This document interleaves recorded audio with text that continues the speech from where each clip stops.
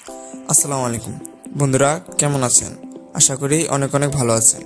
রহস্য উদ্ঘাটনের আজকের নতুন এপিসোডে আপনাদের সবাইকে স্বাগতম। বন্ধুরা, আপনি কি জানেন পৃথিবীর সবচেয়ে বড় কন্টেইনারবাহী জাহাজ কোনটি?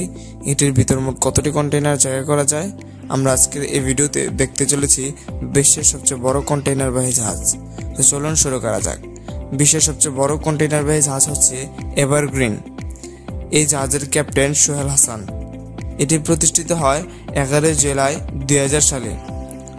এই জাহাজটি বানাতে এভারগ্রিন কোম্পানির মোট $264 মিলিয়ন খরচ করতে হয়েছে।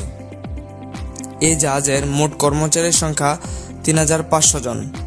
এটি প্রায় 2000 কন্টেইনার ওজন নিতে সক্ষম। এটির সদর দপ্তর বাংলাদেশ চট্টগ্রামে অবস্থিত। 2017 সালে বাংলাদেশের অর্থমন্ত্রী আবুল মাল আব্দুল মুহিত WMSকে দেশের শীর্ষ 20টি ঋণ খেলাপিদের মধ্যে একটি হিসেবে চিহ্নিত করেছিলেন।